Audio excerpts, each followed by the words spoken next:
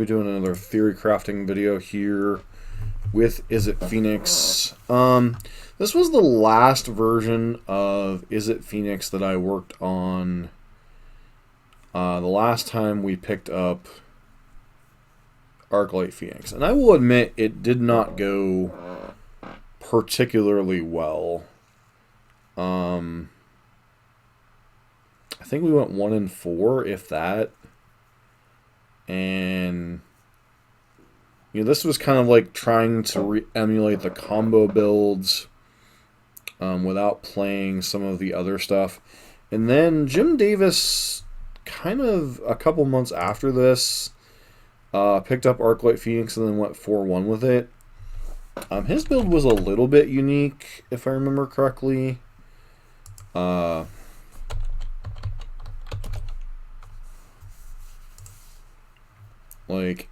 Okay, so that was 4 months ago. Oh, Odin Turtenwald. Now there's a name you haven't seen in a while. So Jim's list was similar to this, but instead of running the Pyromancer's Ascension, he was running 4 of Merchant of the Veil and kind of calling it a day from there.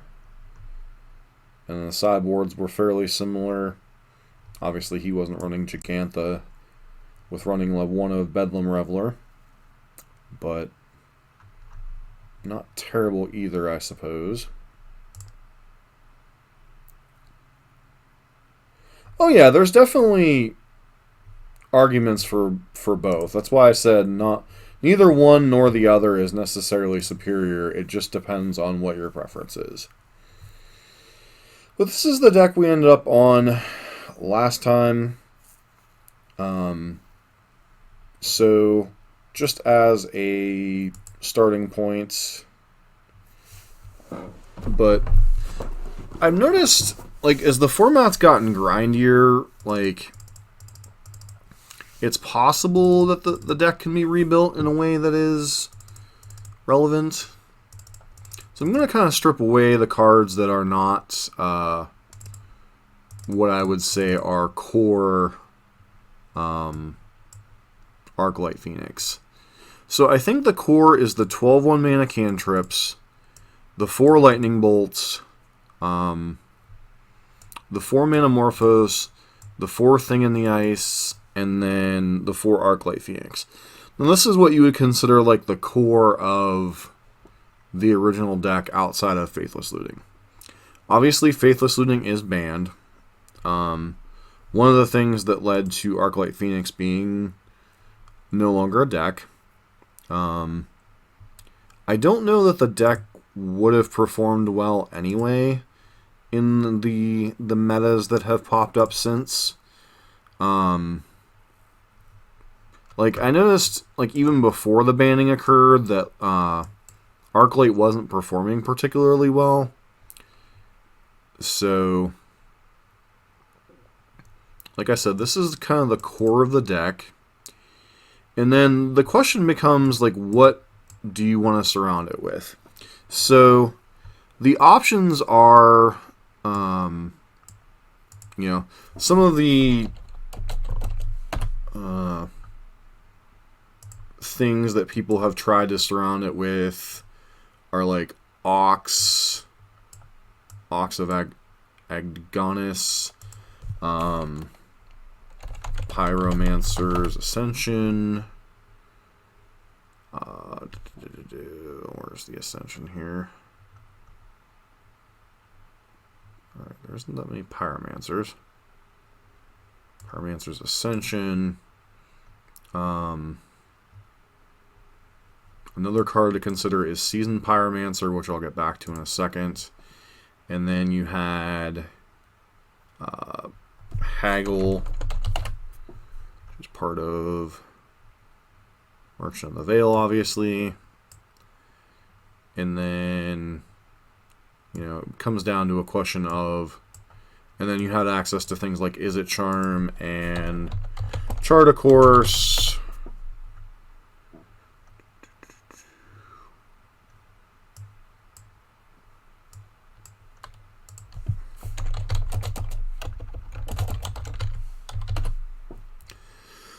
And then you had access to Lightning Axe.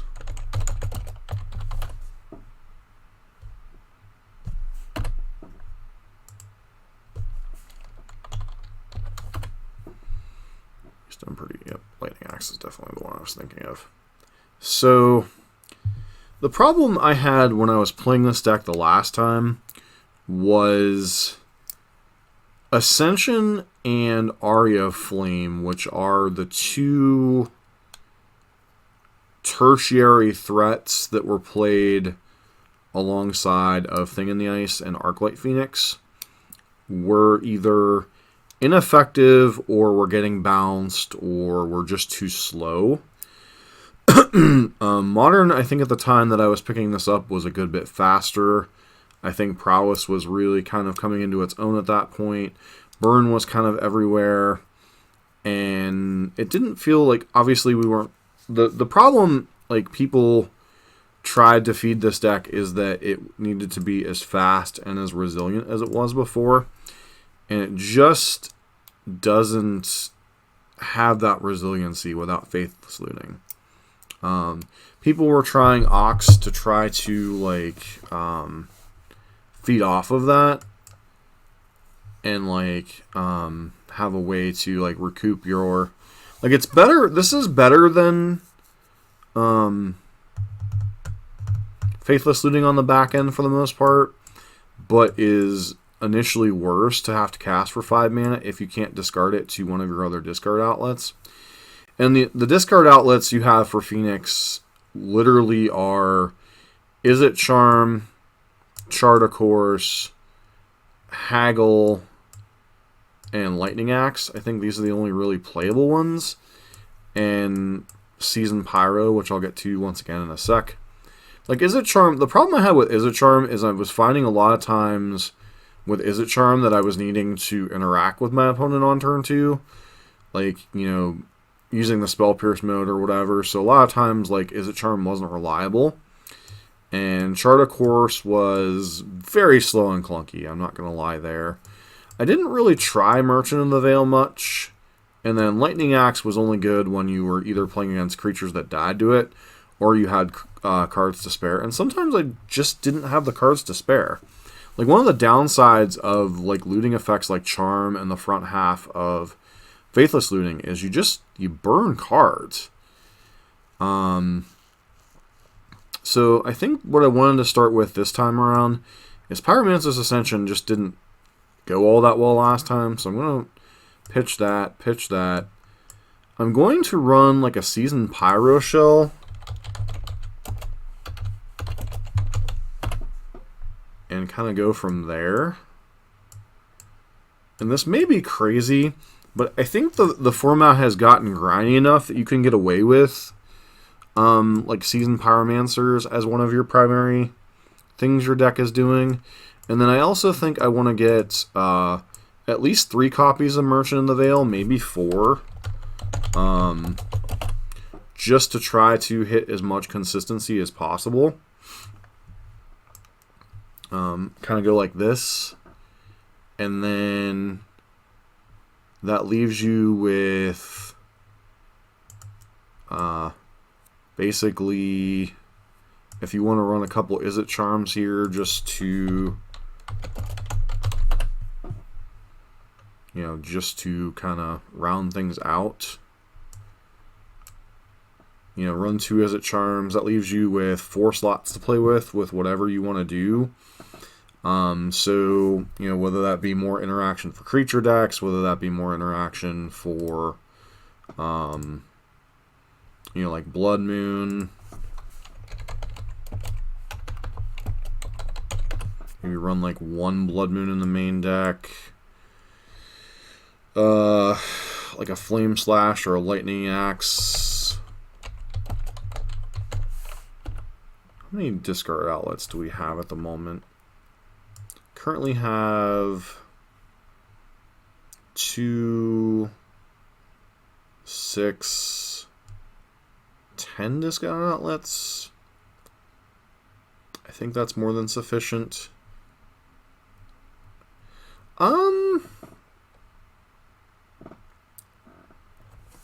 So the thing with Bone Crusher, and I'm not dismissing it, so I have a thought with Bone Crusher, and my thought with Bone Crusher is as if I want a semi-transformative sideboard plan, I would add like a Bone Crusher Giant or two to the main deck. That way I could potentially board out like the Merchant of the Veil Arclight Phoenix plan against people I'm suspecting bringing in Graveyard Hate, or be able to board out Thing in the Ice. But for right now, I think I'm going to leave Bone Crusher out because we already have so many 3-drops anyway. And the fact that I want consistency in this version to see how many of these various discard outlets we want. Like, is Seasoned Pyromancer too slow for Arclight? Is Merchant of the Veil too inconsistent? Like, Bone Crusher is a good idea, and it's definitely on my radar. But actually a card that I'm probably interested in instead of Bone Crusher is its cousin. And the reason I want one of the Brazen Borrowers in the main deck, and this kind of feels counterintuitive to what I just said, is the fact that Brazen Borrower gives us an out to Chalice, game 1. And then I feel like I just want to add a second Flame Slash. Maybe a Lava Dart.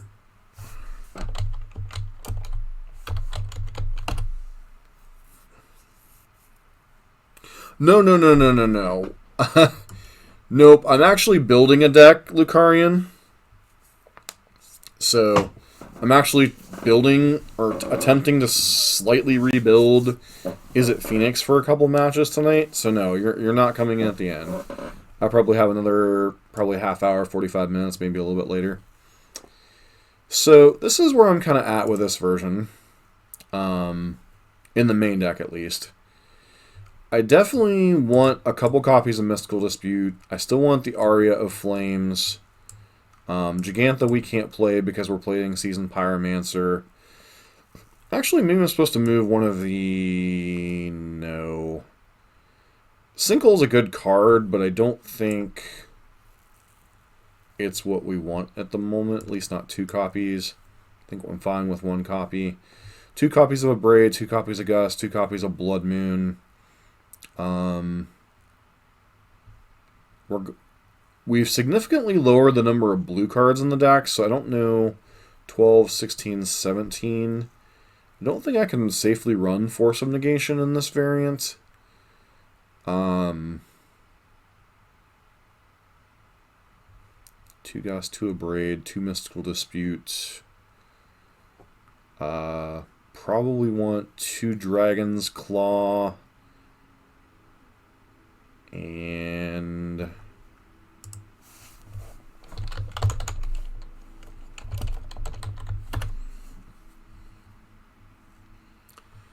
I think I'll run 1 Dragon's Claw and a copy of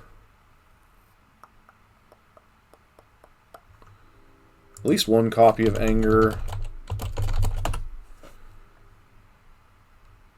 It's a pretty sweet art on Anger of the Gods, not gonna lie. And that gives us 2 more slots to play with. Huh.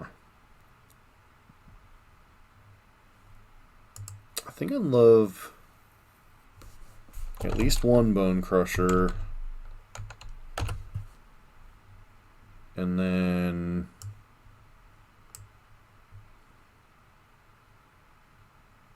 I'm already running 1 Blood Moon in the main. I think I actually want to run 2 Cleansing Wildfire.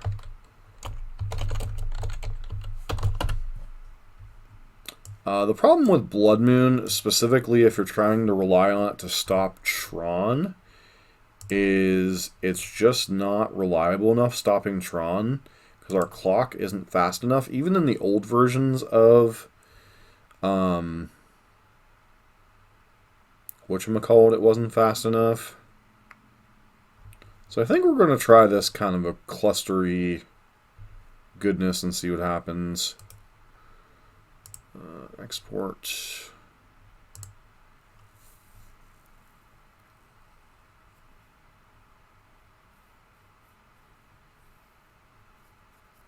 If I was going to run a transitional sideboard, and in all seriousness, I would want to run a like this the main deck kind of similar to what we have now, but a sideboard that's like a sideboard that's more like I'm actually going to go ahead and wrap up the deck building here. Help if I would hit start recording. Really didn't miss much other than the debate of the opening hand. So, alright, so we'd love to draw a bolt effect here, which, to be fair, we don't have that many of in our deck.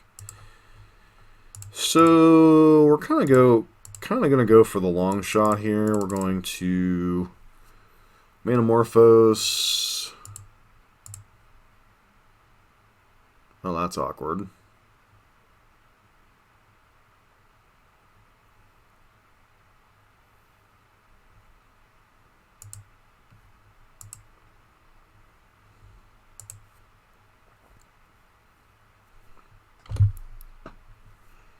So I could try and continue to spin the wheels there, but we would need to get, like, really lucky to hit Merchant in the Veil or something, so...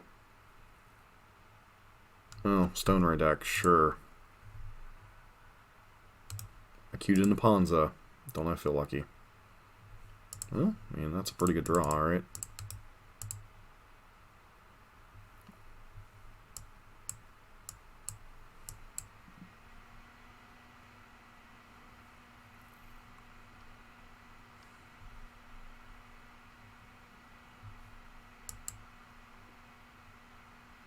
Old school Ponza?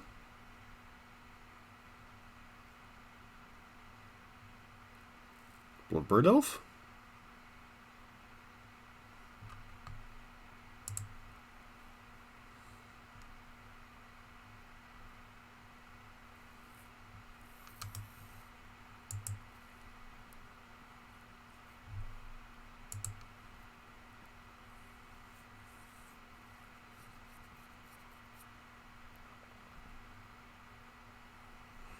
Indeed.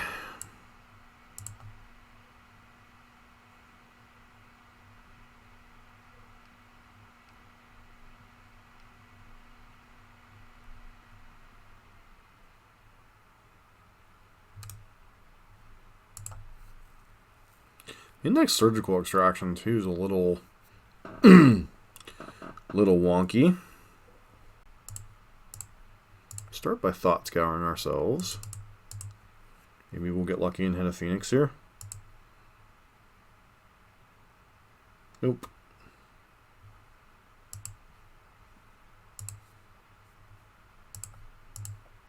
Still think we allowed the bird here.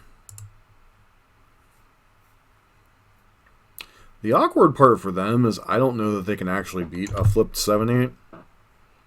Depends on what else is in their deck.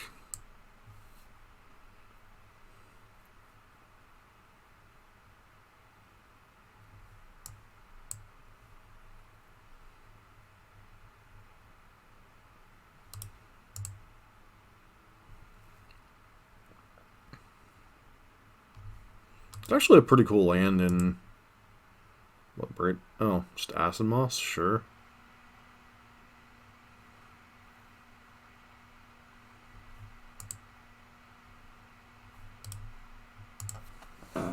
Yield through the turn.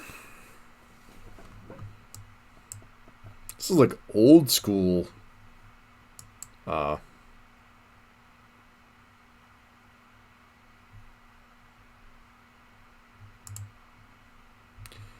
The fact that that can't be countered is so freaking annoying.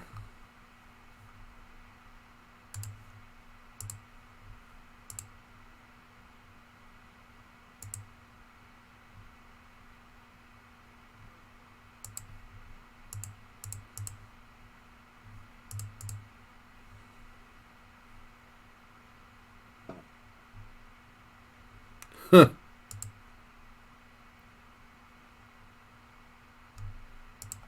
Pitch Phoenix and I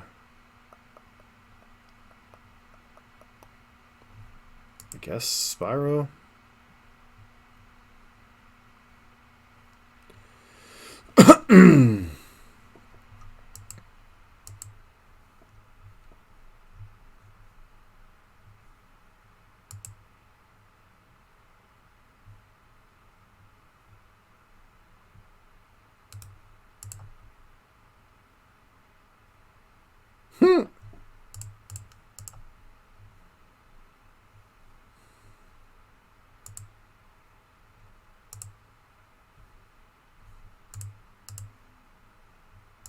Alright, well, we didn't hit a land drop here, but we at least get to chunk our opponent for 7.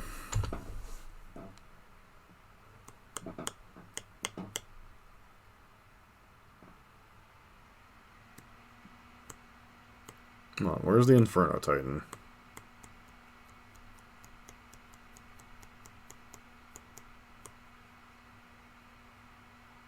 Or is this a Elder Garderoth?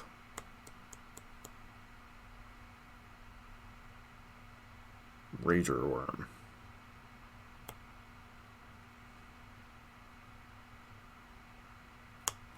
So their choices are fights target creature you don't control, destroy target land with an activated ability that isn't a mana ability. Don't think you're going to do either of those, friend. Why would you fight? Okay, because it has Riot, it gets to come in with a counter.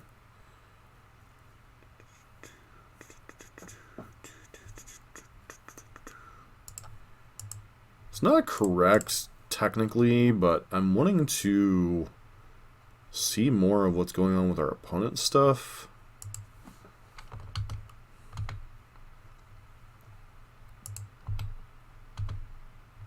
Guess if they didn't block here, we could theoretically... Wow. Alright, so maybe I was just supposed to kill him.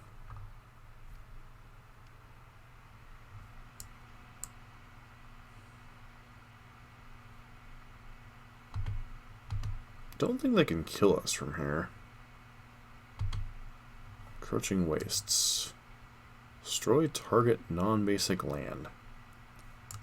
Why are they not destroying our non-basic land? Oh well. Whatever.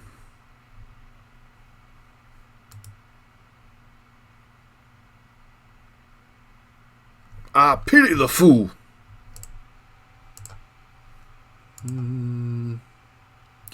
Alright, so we're going to want our Ether Gusts against the LD deck.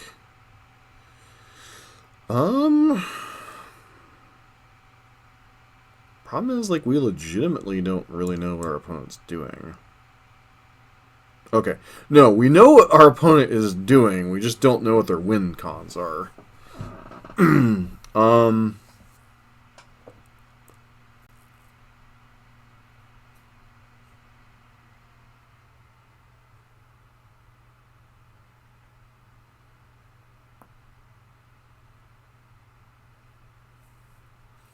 We saw a Surgical Extraction out of them, but I really don't want to go the Aria Flame route against what their deck is doing.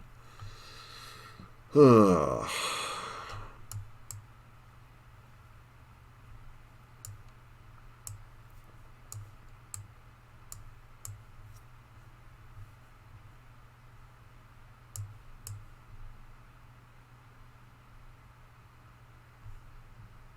Let's go like that.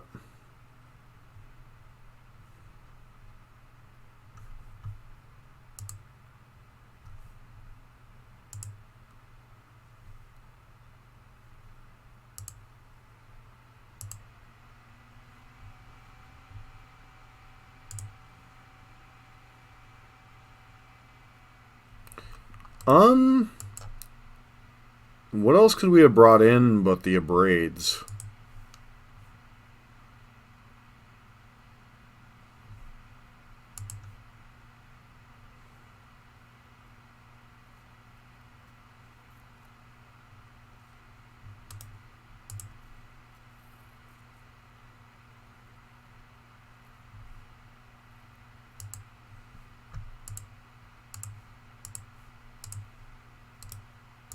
Like, it's not a terrible idea. Because we definitely need to bolt the bird.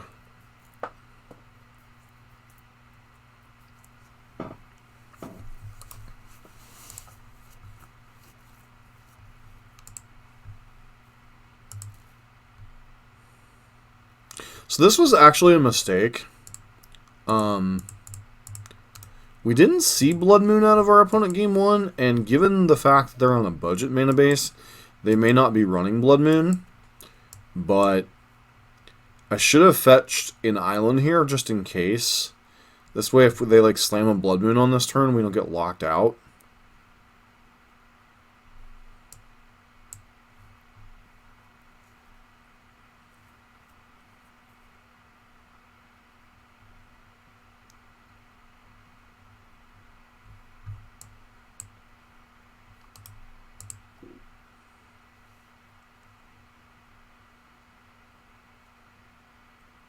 What are they doing here?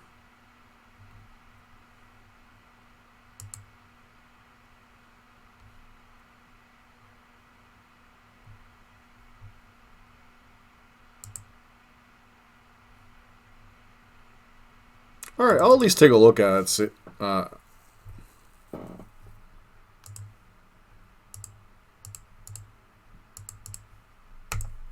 Spyro pitching Arclight and Brazen Burrower?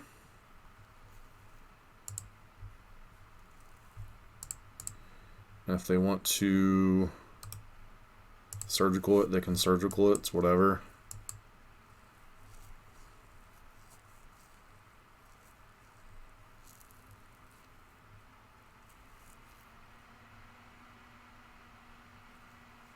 Okay, blowing up a land here. Yeah, that's fine-ish.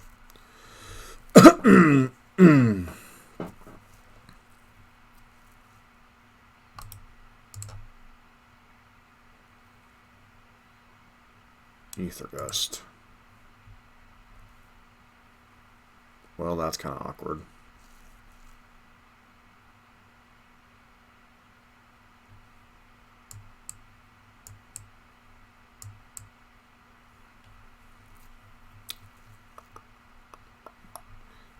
I guess I'm going to start with Thought Scour, and then if we draw another spell, I'd be tempted to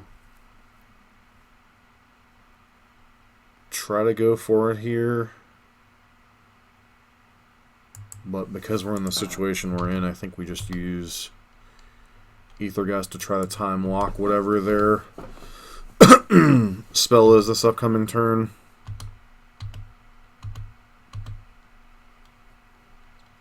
Three, 4, 5, 6, 7. And then if we time walk them here, we could potentially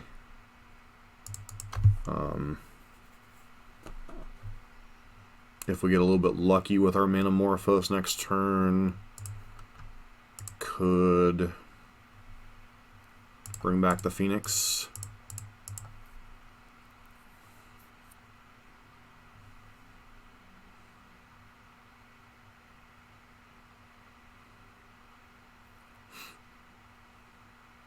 Phoenix lethal 3, 5, 6, 7, 10.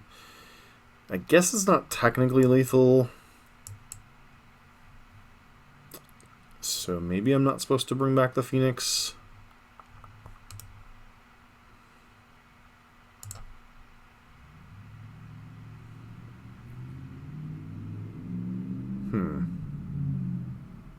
Oh wait, it's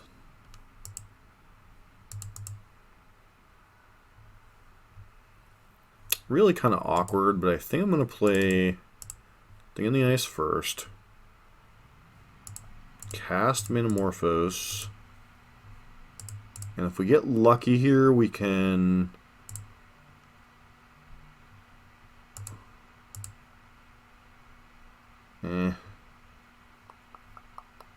It's unfortunate.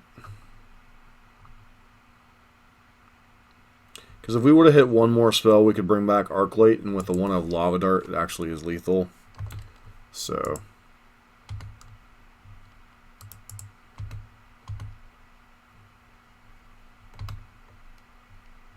it's always been like one of the issues with Arclight Phoenix sometimes. Well, Lava Dart would only be spell number 2. Would only be...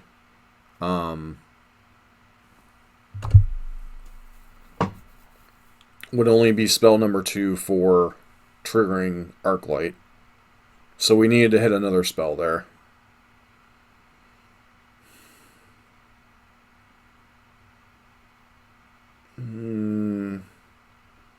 Are they just dead on board anyway?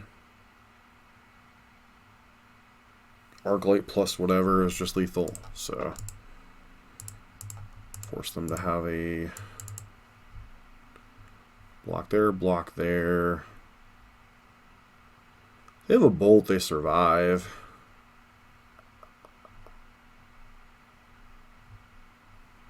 Block there.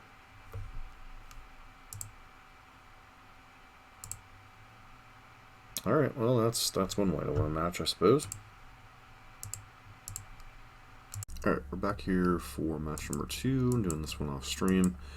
This hand's like kind of curious, right? So like we have an Arclight Phoenix, not a real payoffs, but we do have a couple cantrips, so I'm gonna go ahead and keep it. See what happens here. I'm just gonna lead on Flooded Strand here. Good chance that we're just either going to opt at the end of turn or fetch a tapped land, depending on if our opponent really forces us to do anything here. These are the kind of hands that are like, they don't really do much, but when you're a deck mostly built around the concept of Skirk Prospector, it's an interesting one. So we're up against some variant of goblins. Yeah, Izzet Charm's fine here.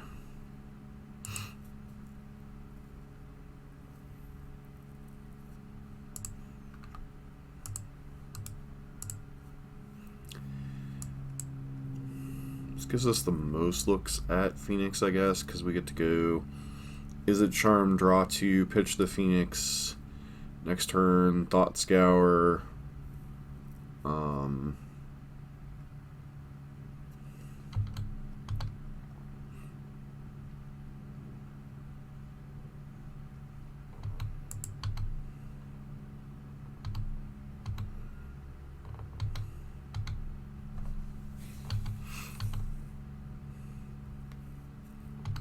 So they just play nothing here. All right.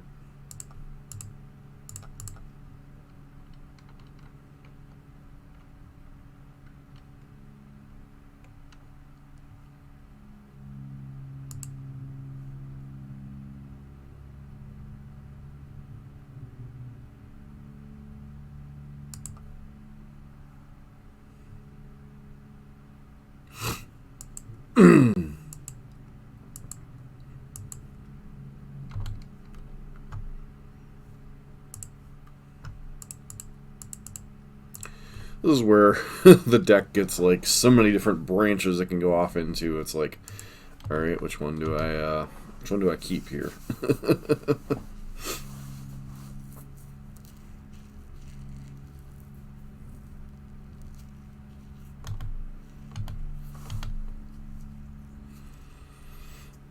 Could have munitions expert here potentially.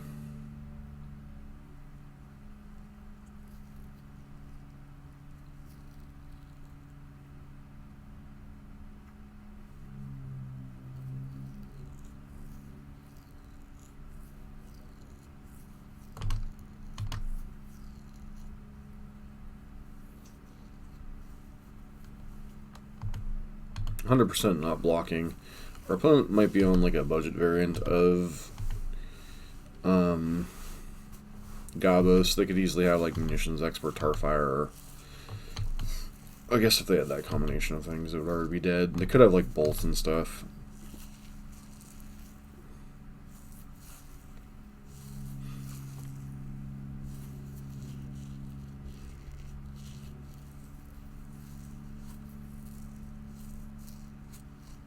Matron. Okay, what does Matron grab?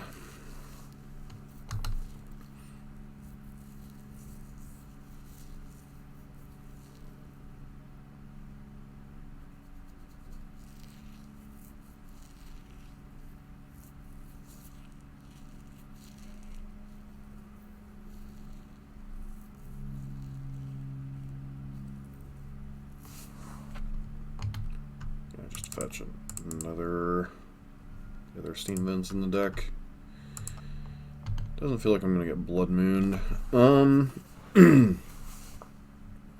So I could Spyro, but I think I'm going to start by Thought Scouring and just kind of going from there.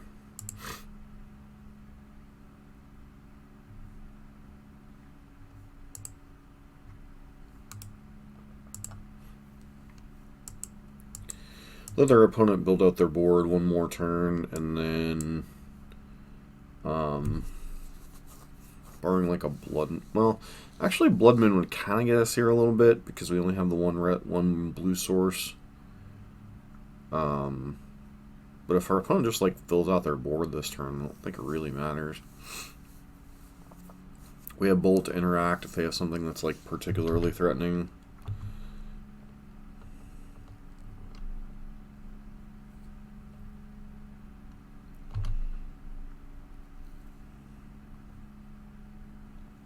They have access to 6 mana here, so they could have like Muxus or something, which would be problematic.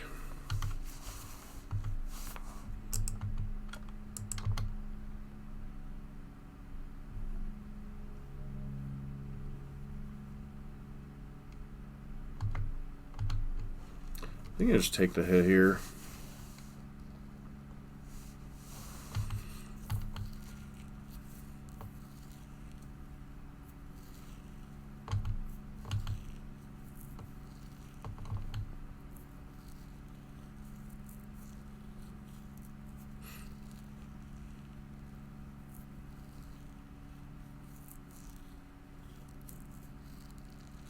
Why wouldn't you play that main phase?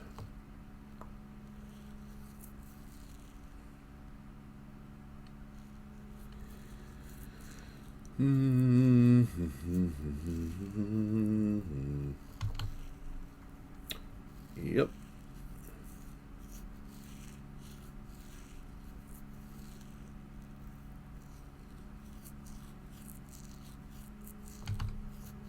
Nothing we can do about that, so it is what it is.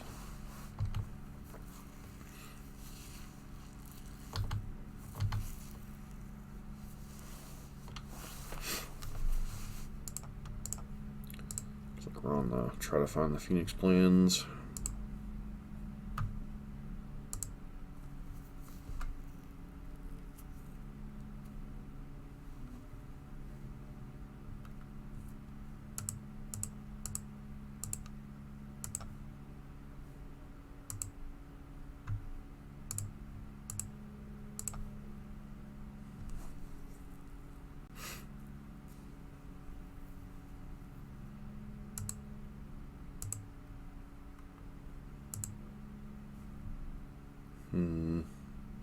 Problem is, like, none of these are truly worth bolting.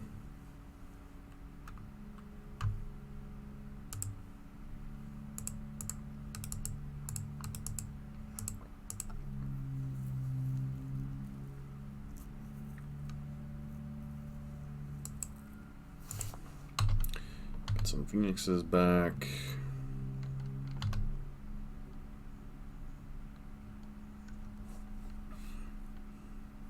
So I can dome them for 6.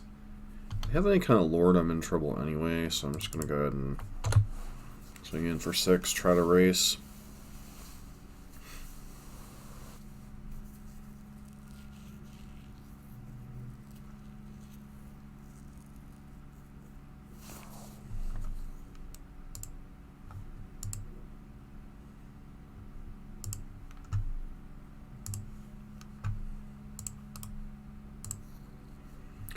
Nothing we can do this turn, they just let that happen. And obviously if they have like a Lord or something here, we're just dead.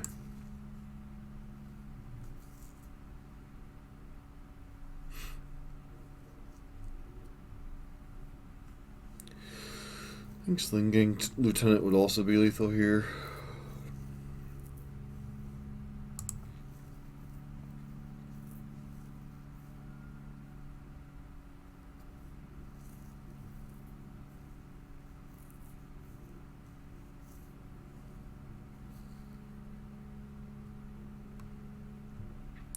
2, 3, 4, 5, 6, 7, 8. Yeah, I think Sling Gang would be lethal.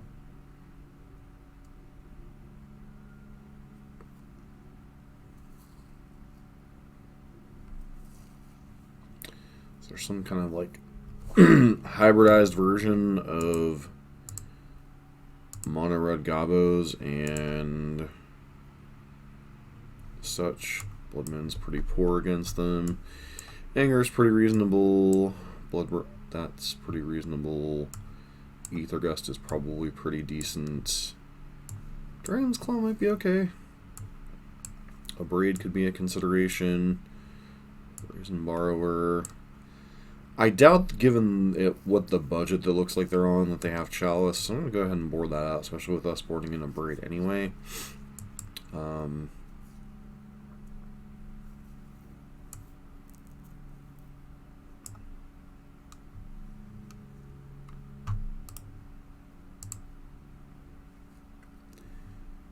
what cards make this most sense to cut? Thought Scour is a little bit weak in some regards. And then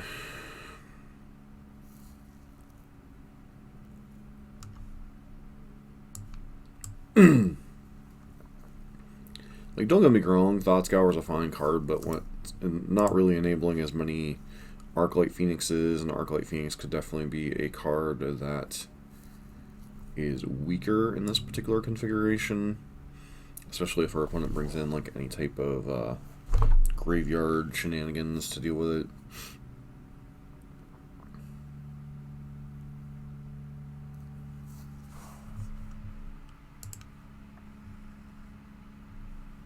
I don't think we'll keep this hand.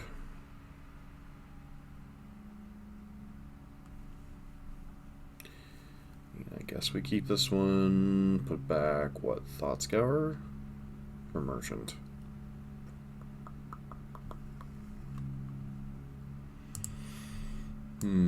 It's either Merchant or Thought Scour here. Guess Merchant, since we already have a way to discard Phoenixes, should we draw them? Just going to play this out, intend on getting a Steam Vents.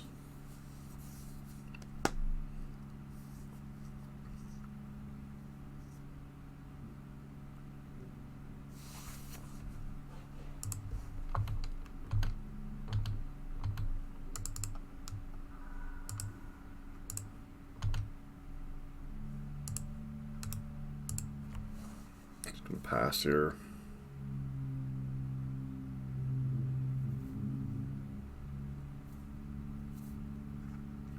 One of those hands just needs to develop a little bit before we see what direction we're trying to go with it.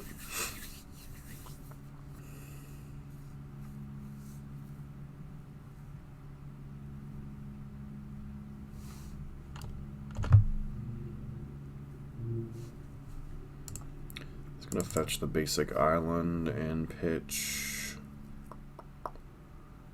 Lava Dart and Mountain.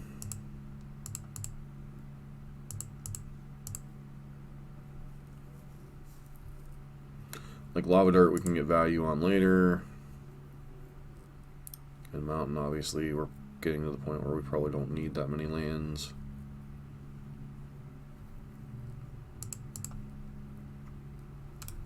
Especially when we're so likely to draw another one.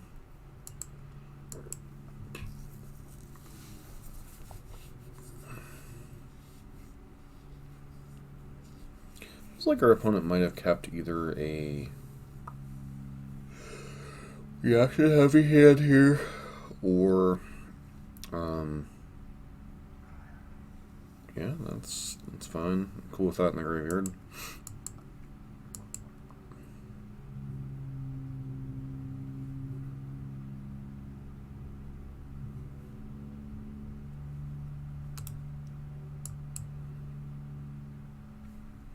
So supposed to bring in Arya as well. This is not a deck that's likely to be able to interact with Arya Flame at all. And it's another win con that isn't weak to their creature removal. Sure.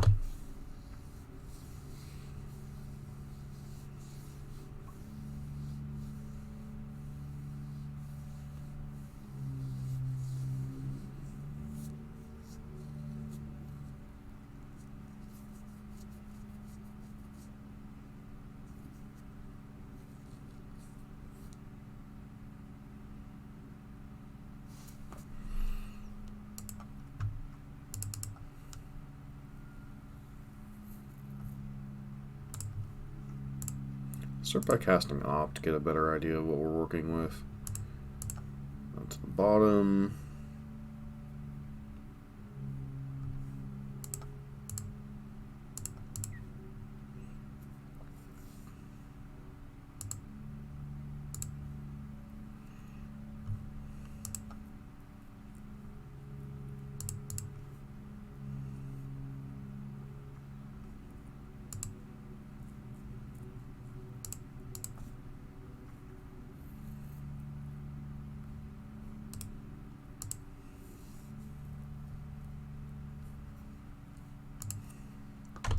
Spyro is showing some of its power here.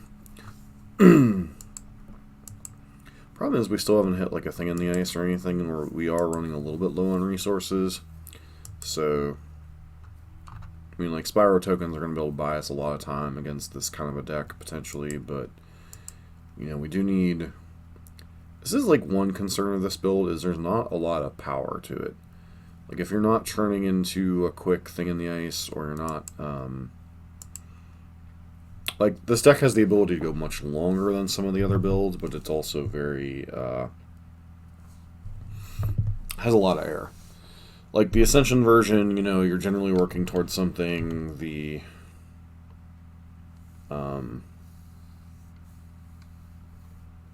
okay, not sure what you're trying to accomplish here, but...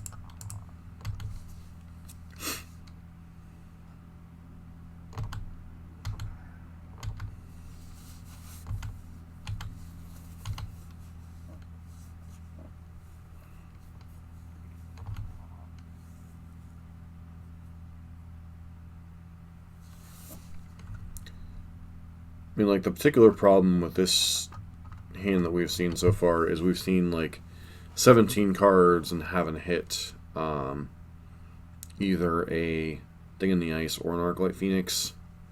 So that is, like, one of the weaknesses of this particular build, is just the severe lack of...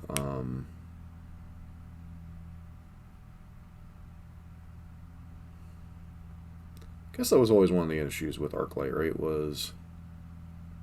You gonna Fatal Push the Seasoned Pyromancer? Yep, Unearth. Okay, yeah, that's a interesting card.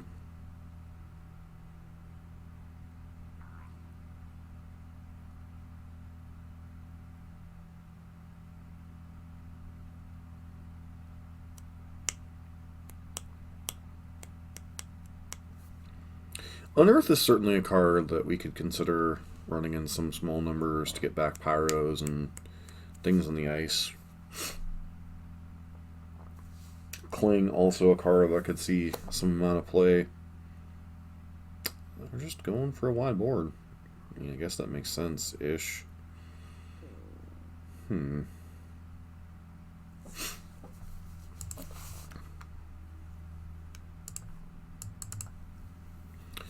Settle in for a long one.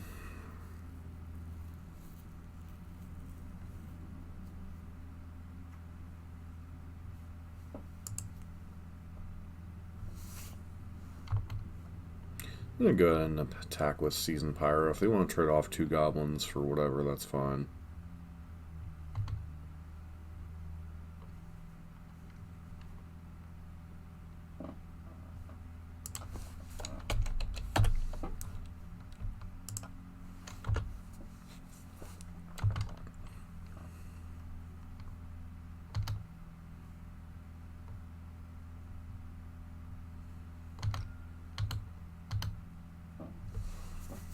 So let them do their thing here.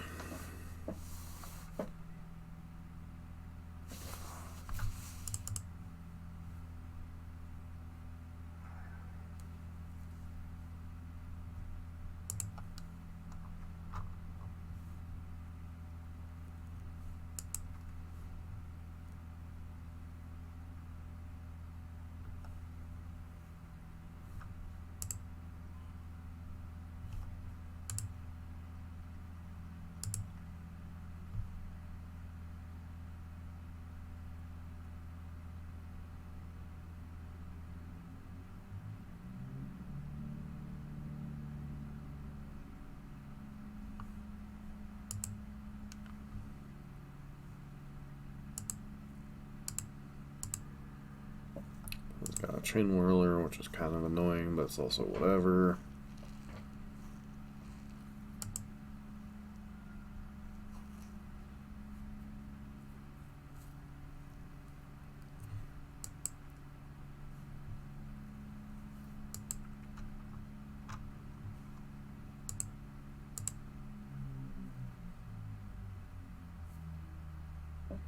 Do they have a War Marshal still in their hand? Correct, yeah.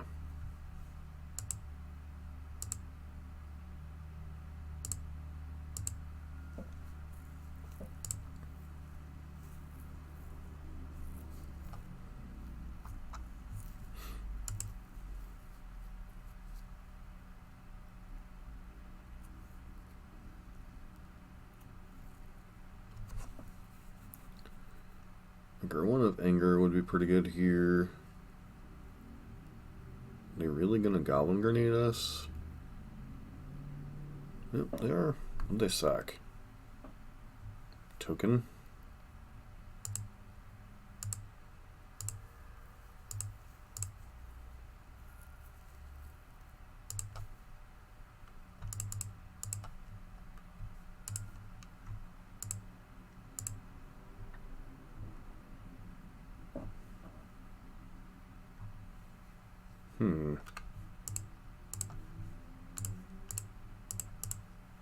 Always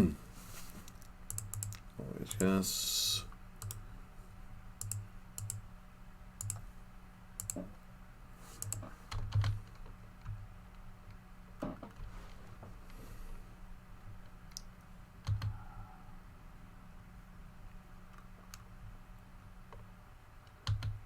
That was dumb.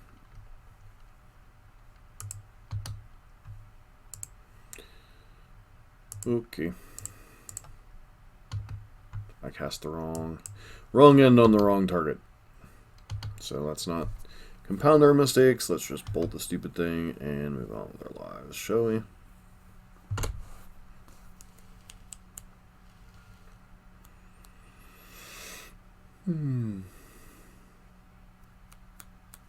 This is one thing. It is sometimes hard to stay mentally engaged in like a matchup like this where your opponent's just like taking for kind of forever to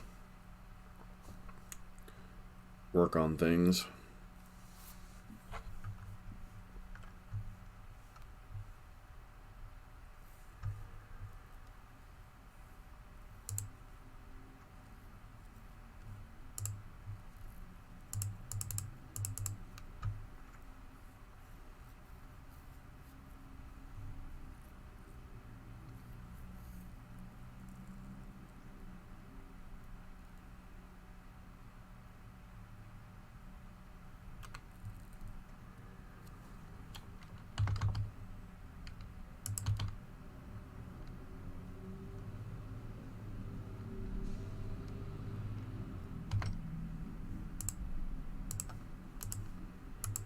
Definitely the one we want to kill. Probably wish I had the stomp for that though.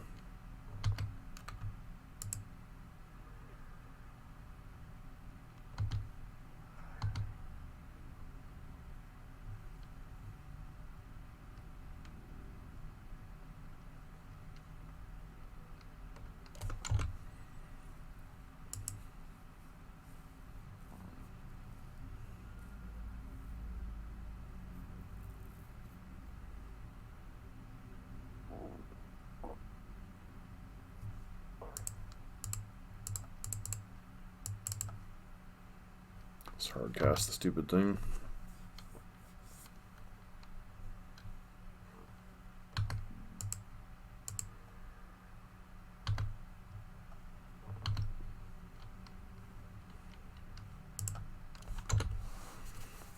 Start chunking them in the air. Hold our 2/2 back as the king of the battlefield for now until they have a munitions expert or a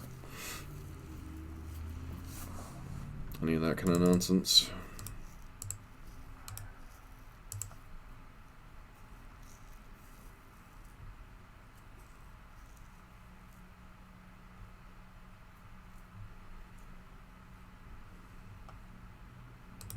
Obviously, Chieftain's a problem.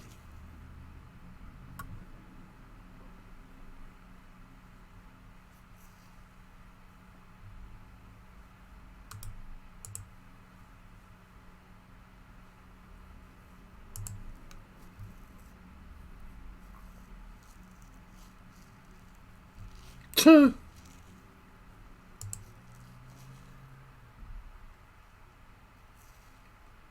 we have one turn to draw an answer to Basilic Mons.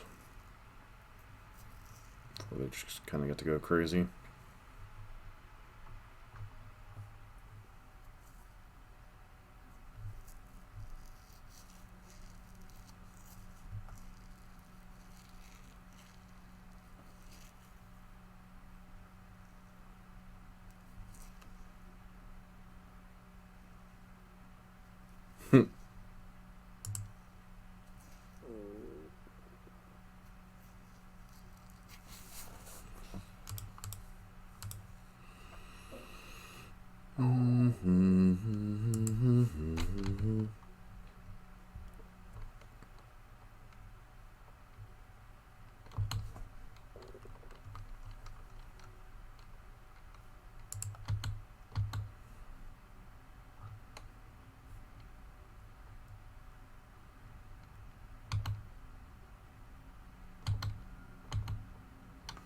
Question is, what do I do here? Do I just like plan to bring back Spyro tokens? Do I play Bone Crusher Giants? Like, there's a lot of things we can do. The problem is our opponent's board's just going to clog a lot of them up.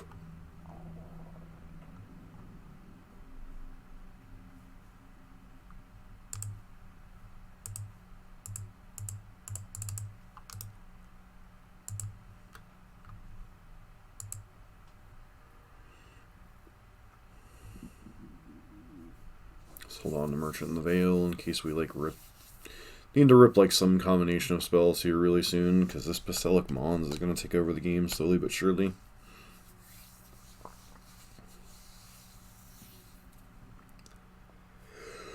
Okay, you have an Instigator in your hand. Alright. It's just like a go wide tokens deck.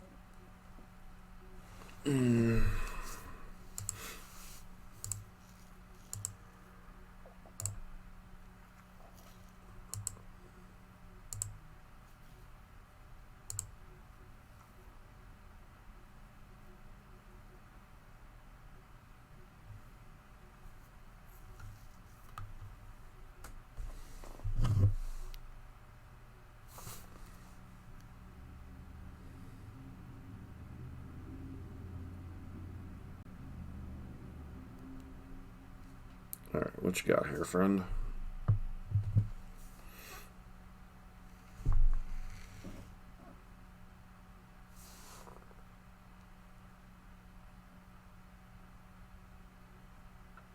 So what would our best draw be? Like Manamorphose into Phoenix or something like that? Don't think you really want to attack with Basilic Mons.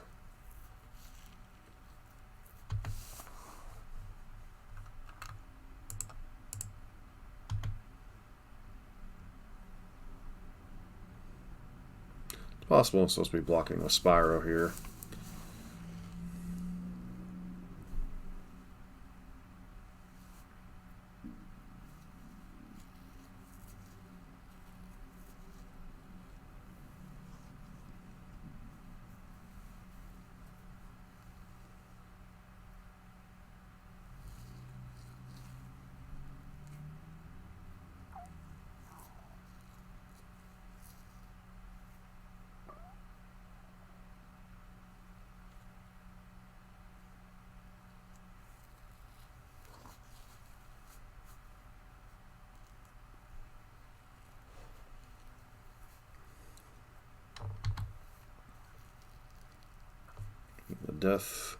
The death rattle of Basilic Mons would have dealt with it anyway, so don't know that you necessarily had to do that, but c'est la vie. Opponent with a huge board. At least our Spyro tokens become a little bit more useful on this board without Basilic Mons on the field. I'm really surprised they attack with the card there. Doesn't seem like the right play.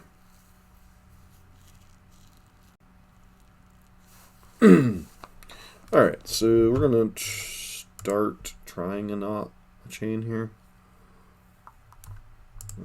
Put that on the bottom.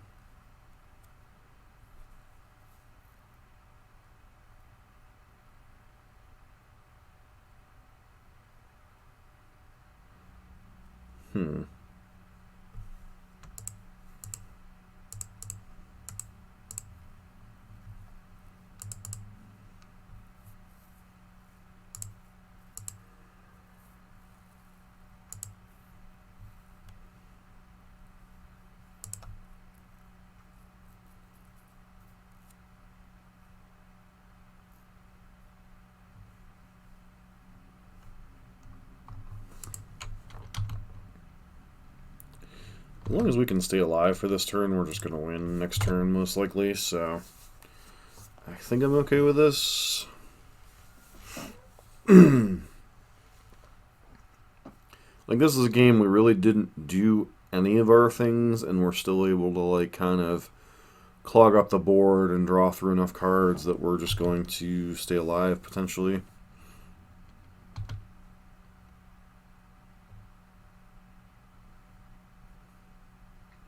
Our opponent's hand could be Goblin Grenade, and we could still die here, but I mean, it's block, block, block. Take, what, 4 here? If they have Grenade, we're dead. Actually, no, we're not even dead to Grenade, because of the one of Dragon's Claw here.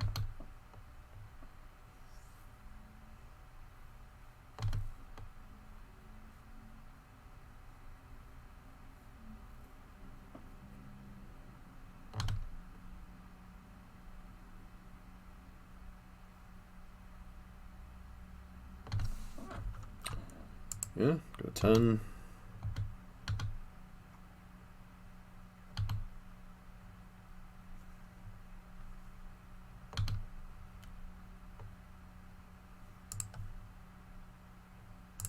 Much as I would love to get Q here, I think it's just play Izzet Phoenix and smash. Alright. So, you know, we're not playing against a full-powered Goblins deck or anything. But just the ability to... Alright, opponent concedes the match. So what was the takeaway from that? I think the first major takeaway is that this deck is much better at grinding than some of the previous versions. But that game really showed that this deck does still have a lot of air. Like, the old versions of the deck had, you know, the 4 Thing in the Ice, the 4 Izzet Phoenix, and then some combination of Crackling Drakes or Pyromancer's Ascensions in the main. You know, Spyro helps us dig through our deck, but I don't know that it overall increased the power level of the deck that much. But definitely need to play more matches to find that out. Be back for one more match, probably. Alright, we're back for match number 3. Hand's reasonable enough. We have a bunch of cantrips, so...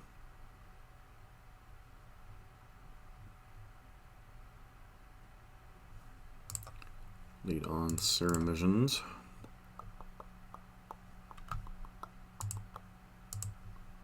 Keep the land.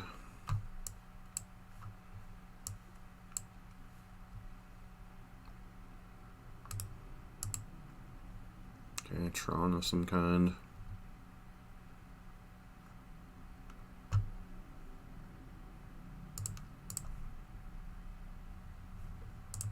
Ding.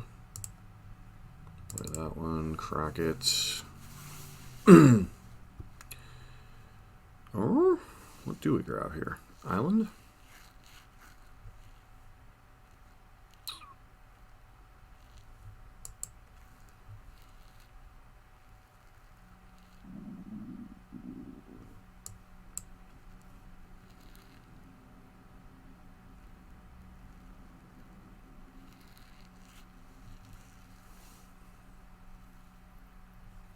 Looks like our opponent's on E-Tron or regular Tron. Blood Moon's okay against both.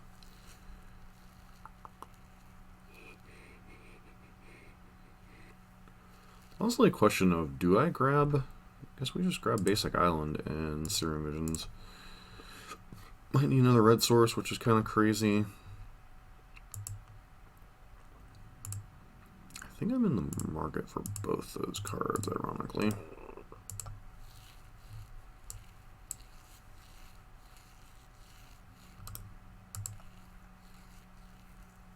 Still don't know what kind of Tron we're up against.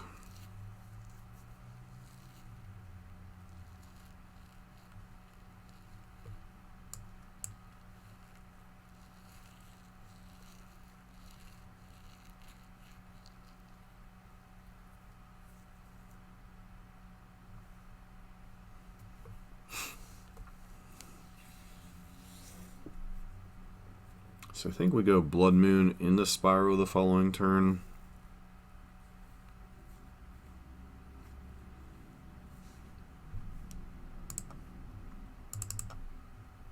Just get the basic mountain. See if I guess against Tron, life totals don't matter quite as much. This forces them to reconsider what land they're getting. See if they get a basic forest or if they get a waste seer. They get Cavern of Souls. Interesting. So they're E-Tron.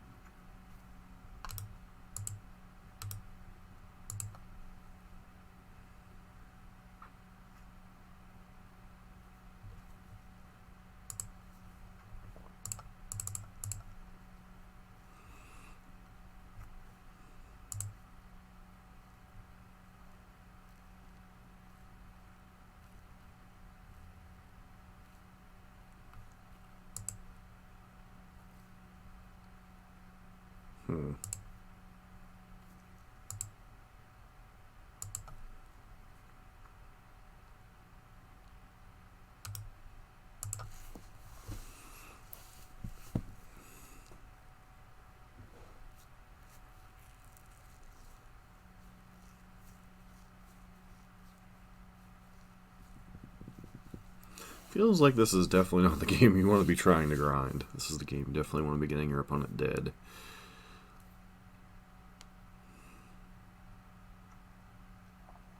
Thought not Seer would be unfortunate here. Interesting to see what they take.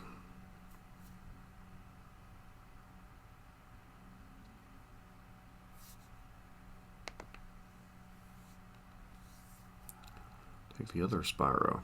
Okay.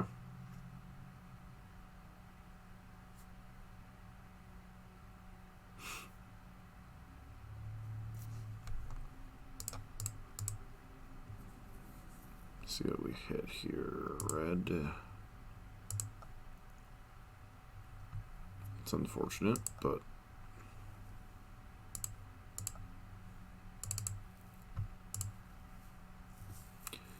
we just swing with everything. They block, they lose their Thought Not Seer. Fine with that trade.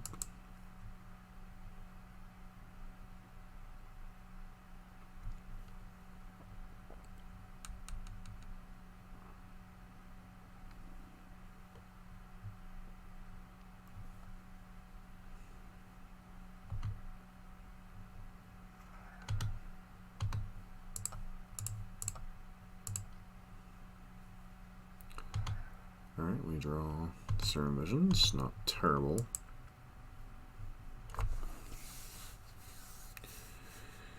They have this turn. Okay, they have Tron.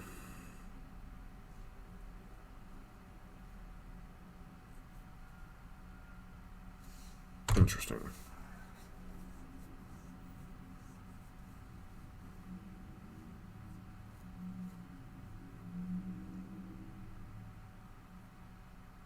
Chalcen one.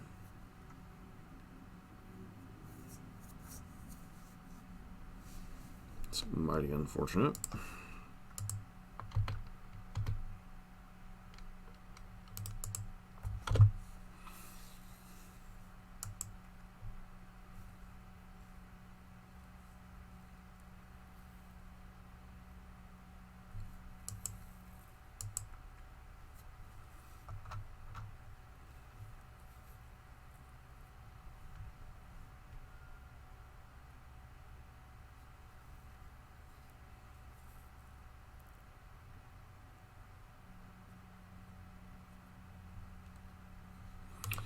So in post-war games, I have access to second Blood Moon, 2 Cleansing Wildfires, some Braids, Bone Crusher Giant, maybe.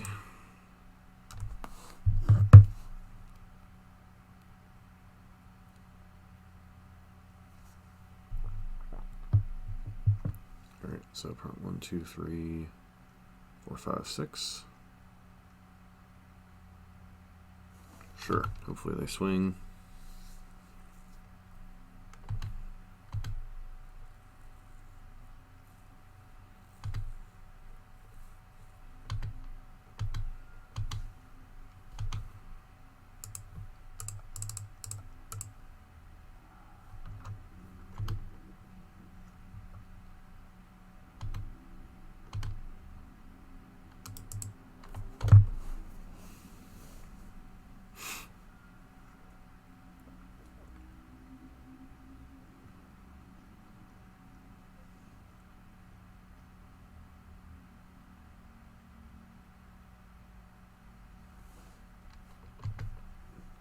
Sure.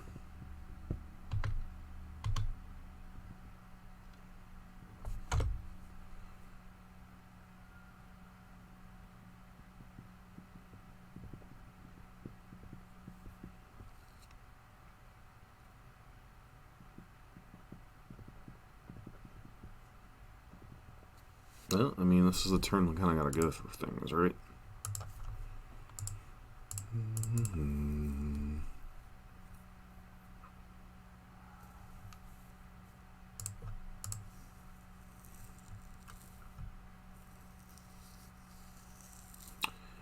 Is Thing in the Ice good enough here, knowing that we're going to get Chalice next turn? Probably not.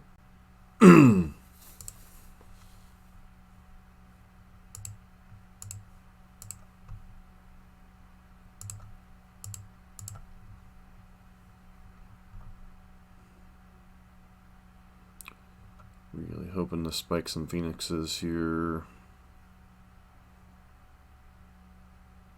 We spiked the second Phoenix, nice.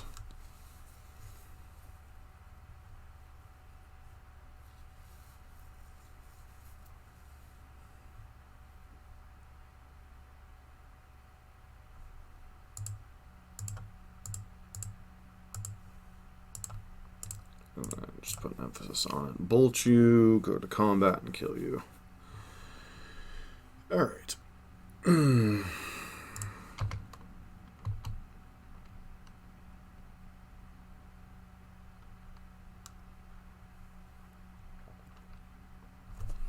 Alright, stealing win in game 1 feels pretty nice against the Chalice deck. That. Probably want Magmatic Sinkhole, probably want a Braids. Cleansing Wildfire isn't at its best in this matchup, but it's still reasonable. Might want that guy. Arclight Phoenix can go out. Spyro can go out. Lava Dart can go out.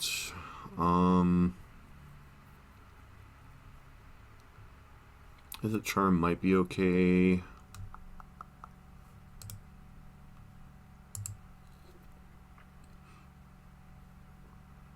Like obviously our primary plan and role is around Thing in the Ice. So maybe I'm supposed to keep some amount of Phoenix stuff going on. Bolts aren't all that effective, so maybe we can shave like a bolt.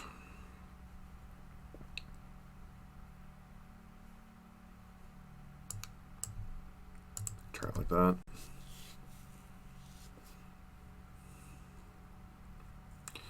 Like, we could try to go for the Arya Flame Kill, potentially. But they do have some amount of outs to that, with all his dust and such. Like, Thing in the Ice is definitely our #1 game plan in this matchup. Yeah, I don't think we can turn down... Don't think we can turn down turn 3 Blood Moon. Especially on the draw. The rest of the hand's a little sketch. Probably just fetch.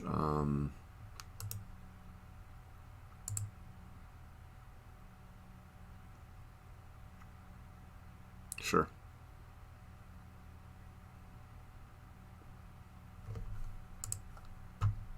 also seems pretty good. Oh, we can't fetch an island with that one. Durr.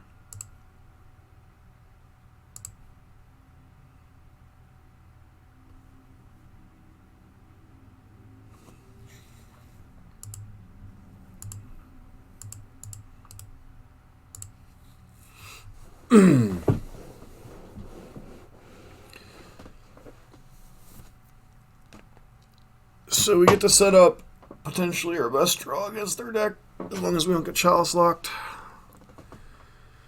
But they just have it all, so it's all good, right?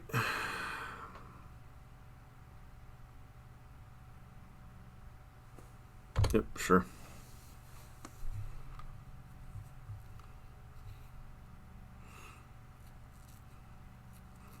If they have this start and Natural Tron, it's just like kind of not fair.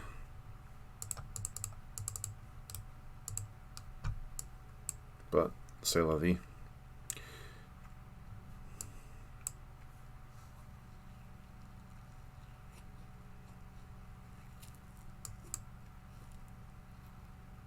Okay. They only have Matter Shaper here, which is fine. Do they have Dismember? Guess the world may never know.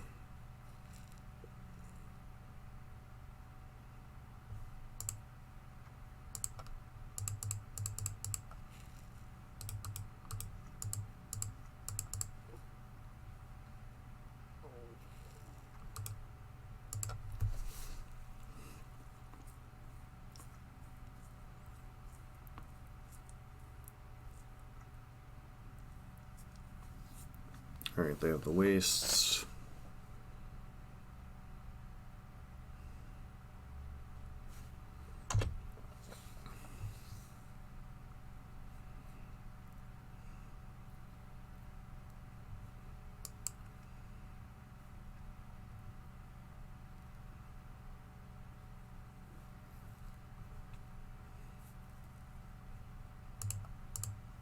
Can't think of anything that punishes me for this block.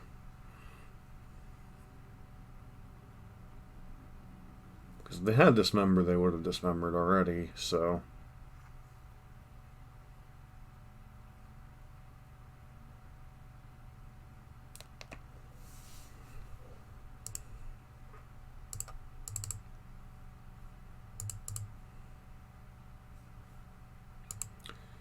Looking for answers here. We have 3 in our deck currently, I do believe. Morphos.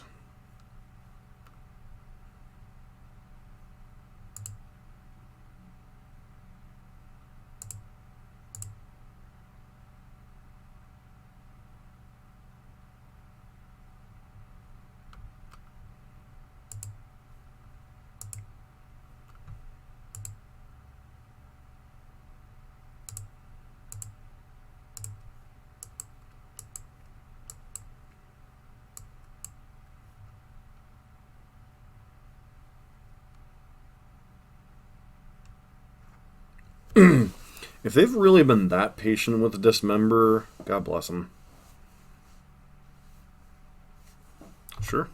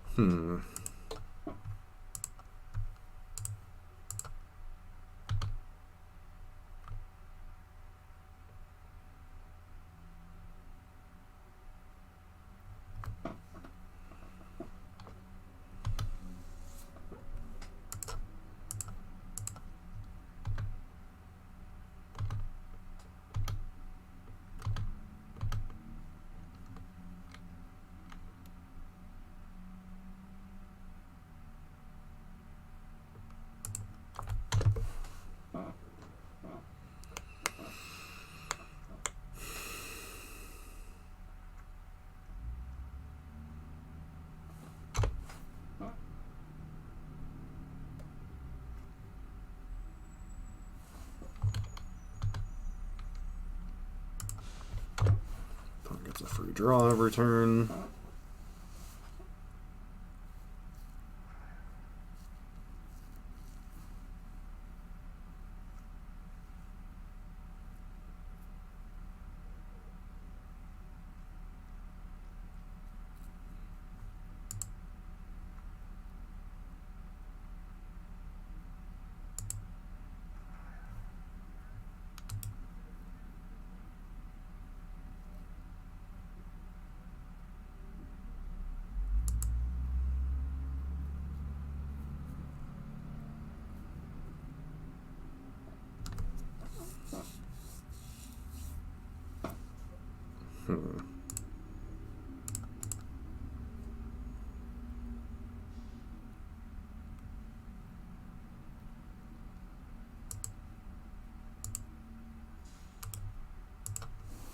I do think we've lost this game at this point, but you know, we could like get a run with like Brazen Borrower or a Breed. I think would be the best draw.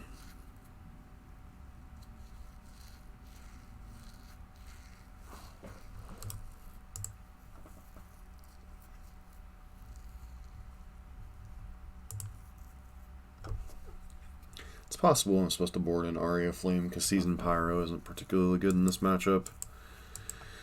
Whereas Aria at least gives us something to do with all these spells, potentially.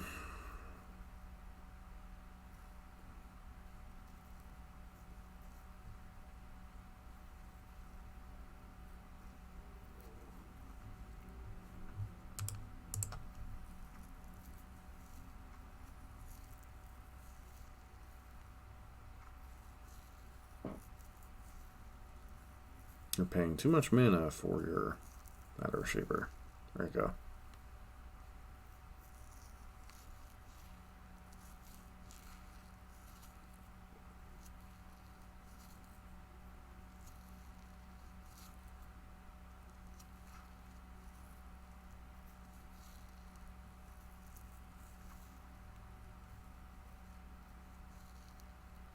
Once they tap with Ugin, it just kind of goes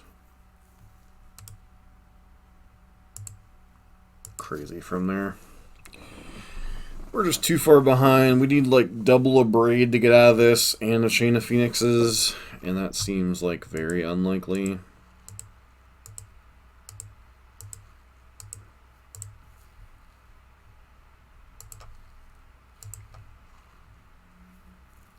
So do I bring in Arya? I feel like I bring in Arya here. I'm going to leave Bone Crusher in simply because it brawls with our dudes so well.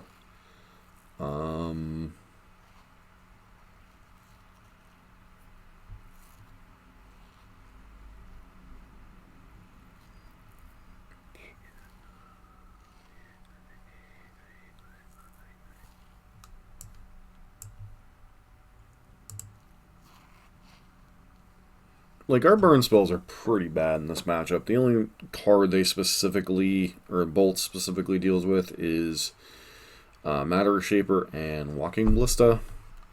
And don't get me wrong, both of which could be relevant, but so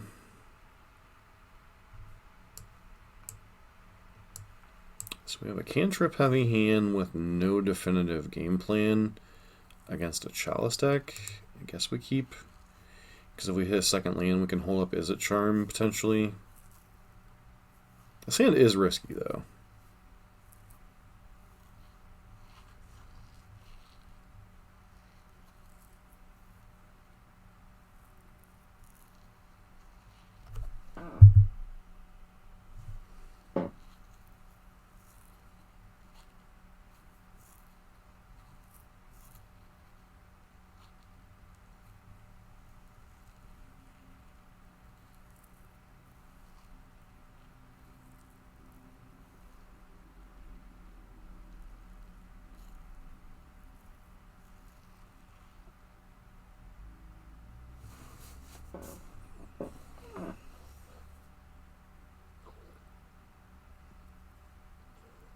Tanking on their hand here.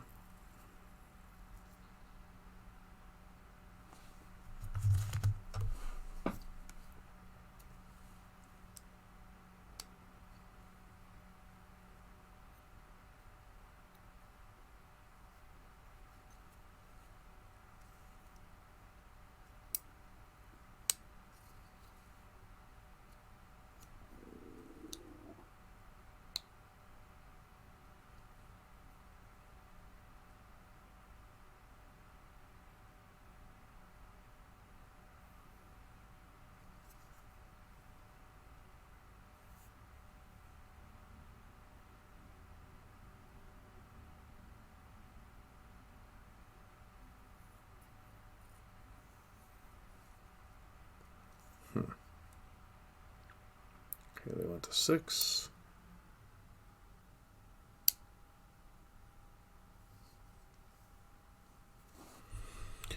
Alright, so we're going to have to fetch a dual land, Searing Visions, go from there.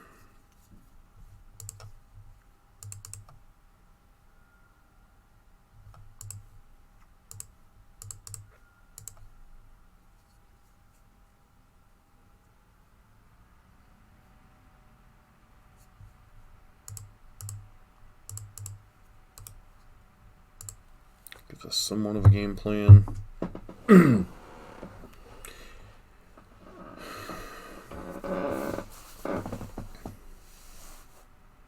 Gives us our second land. While Basic Mountain isn't particularly great with this hand, does allow us to potentially like flip a Phoenix either off of Thought Scour or discarding it to Izzet Charm.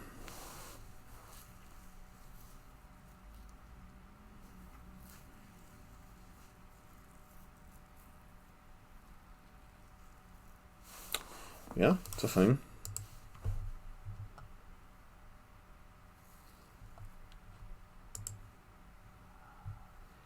Does make Max Sinkhole considerably worse.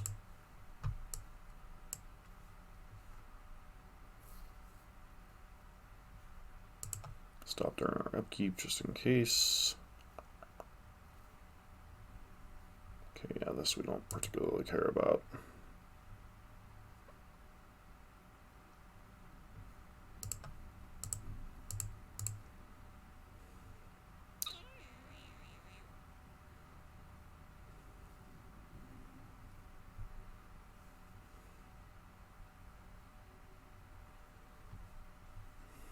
Alright, what you got?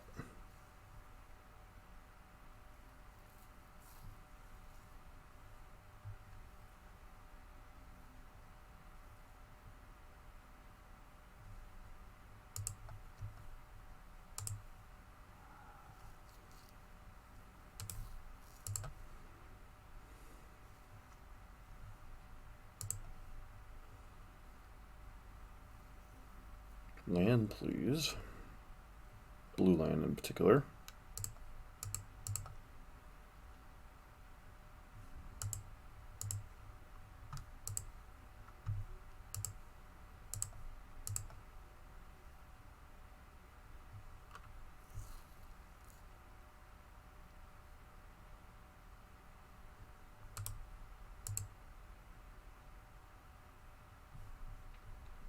Pretty low percentage to hit a second Phoenix here, but it is what it is.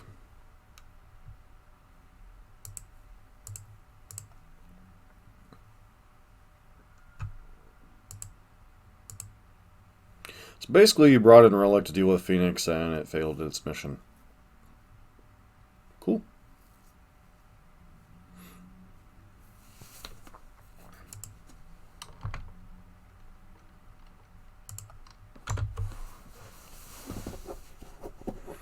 I don't think we're winning a race against them by any means, but a lot of it depends on what their follow-up play is here. Maybe they'll miss the third land drop.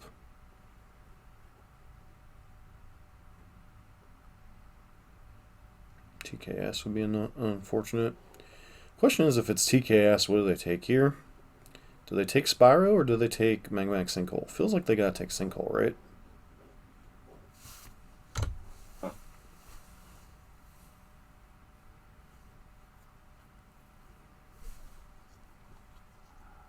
Take Spyro. Okay.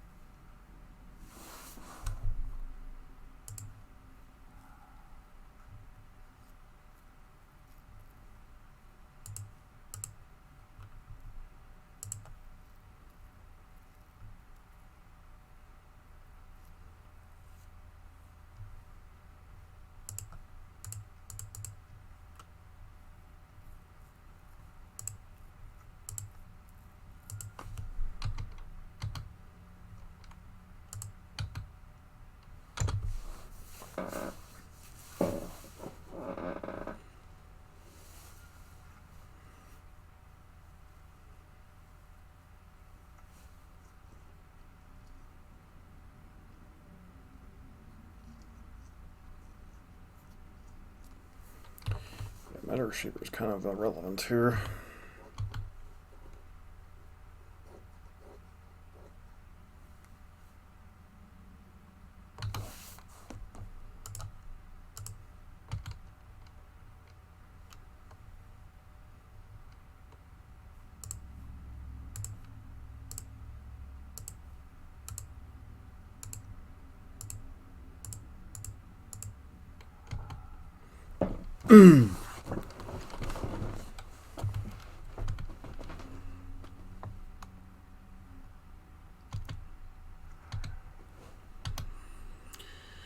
Draw a card, take no damage.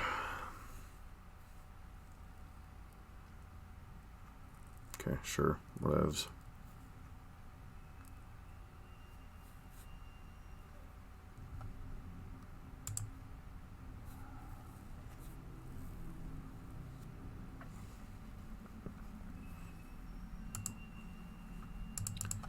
Can I set up lethal here? I do believe I can put them to 1 at the very least.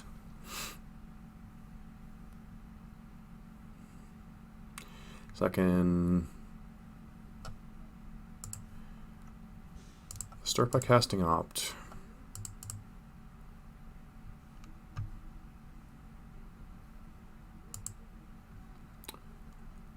Mainly looking for additional Phoenixes here.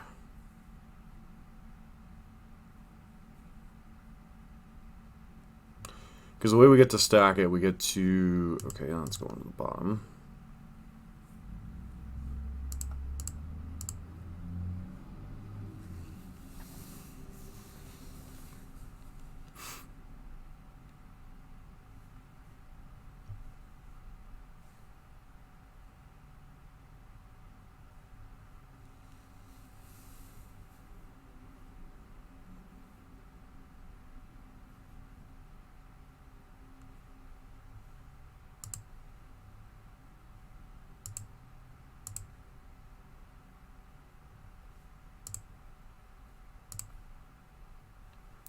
This triggers, bounces Arclight, and then we get to kill them.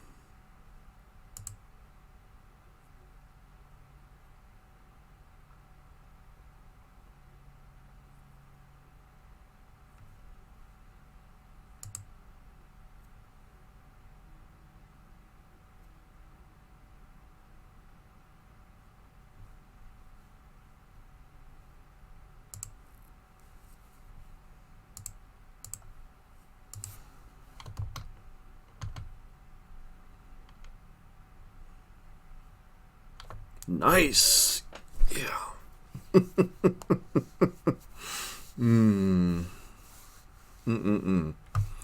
Be back in a sec with the wrap. We're back for the wrap up with Izzet Phoenix in the first couple of matches there in the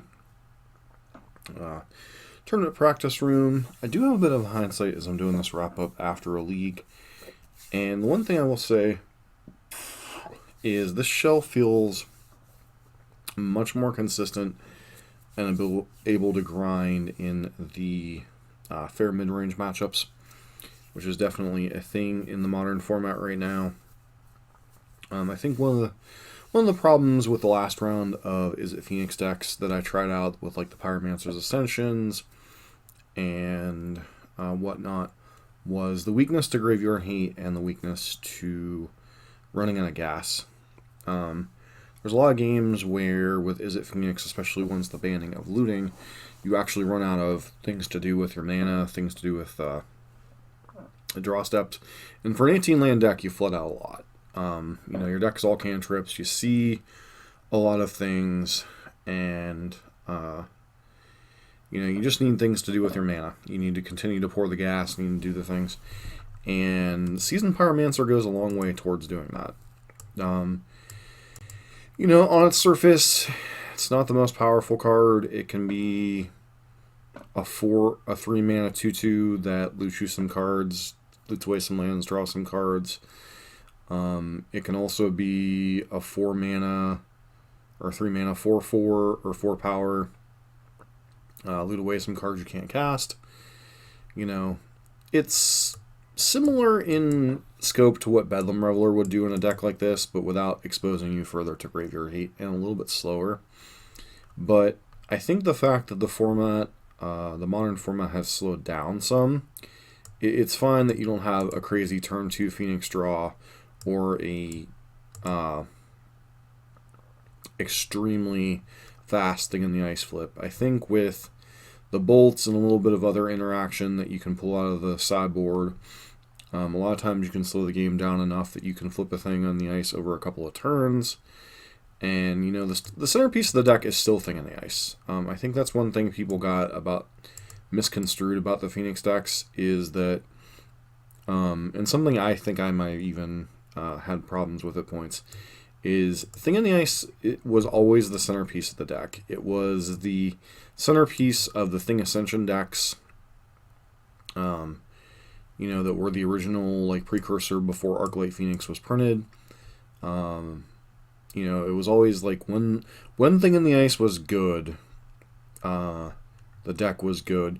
When Thing in the Ice was bad, you were in a lot of trouble because you were left with some Lightning Bolts and some Lightning Helixes in the Thing Ascension deck, and then you were left with some like Arclight Phoenixes and some Lightning Bolts in the other thing. Ascension, certainly a card to test in time. You know, this deck already has some vulnerability to Graveyard Hate with Arclight Phoenix, obviously. Spyro, you know, Spyro's a card that doesn't particularly care about Graveyard Hate. Like, sure, you know, losing the back half of the Exile Season Pyro, getting the 2/1/1s, you know, that part kind of sucks, but, you know, just the value that it gets on the front end is quite nice. And then having something to do on the back end is quite nice, once again, in this deck. As far as the finer details, like what I would consider the, like, bonus slots in the deck, like that Brazen Borrower, Flame Slash, Lava Dart, and probably the 2 Izzet Charms. Overall, I would say Brazen Borrower performed about as well as expected for what it's there for, which is primarily an out to Chalice and other random effects that can really annoy us in Game 1. Blood Moon kind of underperformed in the main deck. This was kind of like sideboard slot 16, you know, kind of coming out. Flame Slash and Lava Dart both had spots to shine, and then Izzet Charm, you know, sometimes it's a looting effect, sometimes it's a, you know, kill your creature, sometimes it's just a gotcha Spell Pierce. You know, obviously it's not as good at any of those effects, but still, having 10 looting effects in your main deck, you know, gives you a lot of ways to get rid of Phoenix over time. You know, even if Spyro is a little bit slower, still a reasonable thing overall. And I really like this configuration so far. The one card like that I'm like kind of on is the main deck Blood Moon. And then obviously you can, you know, jockey with the sideboard configuration based on what you're thinking. So I'm not quite sure. Like, I guess I could like move Moon out and then move Magmatic Sinkhole into the main deck. I think would be the main change I would make after the League 2. Because I really do like the cards that we have access to. Just requires some like jockeying around and seeing what happens over the next couple leagues. So deck felt a lot better than it has in a while, and I think Spyro was kind of like the missing piece that may make this deck at least playable again. So here's to seeing what happens in some more leagues. This has been John for MTG Nexus.